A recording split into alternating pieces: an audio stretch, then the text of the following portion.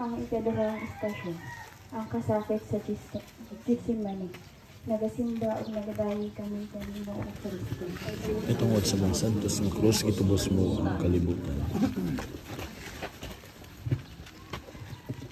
Pagbasa gikan sa Ebanghelyo sumala ni San Mateo. Mayaw ni ka. Sa Jesus miuban nila sa dapit naginganla Gethsemane, umingon sa mga tinunan. Lingkod mo dinhi, samtang muadto ko sa unahan aron pag-ampo. Gidala niya si Pedro ug ang duha ka anak ni Zebedeo. Naguol siya pag-ayo ug nangingawa ug miingon, ang akong kalag puno sa tumang kaguol. Unungi ako ug pagtukaw kamo. Miadto siya sa unahan ug mihapa nga sangko ang nawong sayuta. Nagampo siya, amahan ko, kung mahimo ipalayo una kining kupa. Apan dili ang akong pagbuot, kung dili ang imoy matuman. Gibalik siya sa iyang mga tinunan ug nakita niya nga nangatulog sila. Giingnan niya si Pedro, dili baka mo makatukaw uban kanako bisag usa lang ka oras? Pagtukaw kamo ug pag-ampo aron dili kamo mahulog sa tentasyon. Ang espiritu madasigon tuod, apan luya ang tawhanong kinaiya. Nibalik siyag ampo, amahan ko, kung dili mapahilayo ang kupa, ako kining imnon aron pagtuman sa imong kabubuton. Ang pagbalik niya sa mga tinunan, iyang nakaplagan nga nangatulog gihapon sila. Bugat kaayo ang ilang mata. Nibiya siya ug biadto aron pag-ampo sa ikatulong higayon. Ginamit ang mao gihapong mga pulong. Unya, miadto siya pag-usab sa mga tinunan ug miingon, pangatulog na mo, ang oras miabot na. Ang anak sa tao itugyan sa gahom sa makasasala. Bangon, manglakaw na ta. Tanawa, ni ana ang mabudhion. Ang Ebanghelyo sa Ginoo.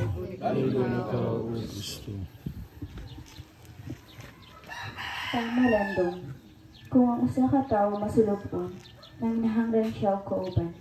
Kauban nga makahatag kaniya og pagkamuma. Kauban nga makapalagsi kaniya gikan sa pagkasubo. Pero diha sa pag-inusara, makita niya ang iyang kaugalingon, ang iyang kapasidad, limitasyon o kahuyangan.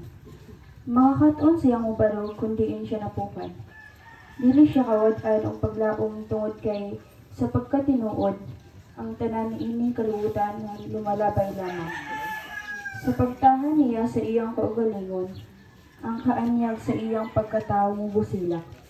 Ug mao kini ang tinudak ang kalingkawasan nga maangkon sa iyang kaugalingon. Pagkamaayo ug makahuluganon para kanato ang pagtahan ni Kristo sa iyang kaugalingon ug pagsunod sa kabubuton sa Amahan. Ang pagkamatay alang kanato sa krus. Pag-ampo. Ginoo. Ang takna sa kaluwasan miabot na. Imong gihalad ang imong kinabuhi alang kanamo. Giuli mo kami balik sa Dios. Pagkasakit pamation alang kanimo. Ang pagpasaan sa gibukaton sa among mga sala. Ang pagpasaan sa gibukaton sa among mga sala. Apan wala gayud ikaw mo dumili. Apan wala gayud ikaw mo dumili. Sa pagtahan sa imong kaugalingon. Sa pagtahan sa imong kaugalingon. Gidawat mo. Gidawat mo. Kung ang kabubuton sa Amahan. Namahinang ko ng kabubuton sa Amahan. Diha sa imong pag-ampo. Diha sa imong pag-ampo. Amahan. Amahan. Dili ang akuan. Dili ang akuan. Kung dili ang pagbuot mooy matuman. Kung dili ang imong pagbuot mao'y matuman. ubos nga pagtuman samahan. Imong ubos nga pagtuman samahan. Nagahatag ka namong paning-ingnan. Nagahatag ka na ng panag-ingnan. Sa usa ka lawom nga pagtuo. Sa sakalawang nga pag-uo. Ug pagsalig kaniya. O pagsalig kaniya. Gikan kanimo nakakatuon kami. Gikan kanimo nakakatuon kami. Sa pagtugyan sa tanan diha sa mga kamot sa Dios. Sa pagtugyan sa Hingining kinabuhia. hiniling kinabuhi. Daghang mga pagsulay o problema. Daghang mga pagsulay o problema. Ang masugatan nga usahay maglisod kami sa pagharong. Maglisod kami sa pagharong. Daghang mga butang ang gusto namang buhaton. Aron may sama kanimo. Sama kanimo. Apan nagmahuyang kami. Tabangi kami sa pagpamalandong. Tabangi kami sa pagpamalandong. Kung sa tanang mga butang amo ubang gituman. Sa mga butang ang ubang gituman.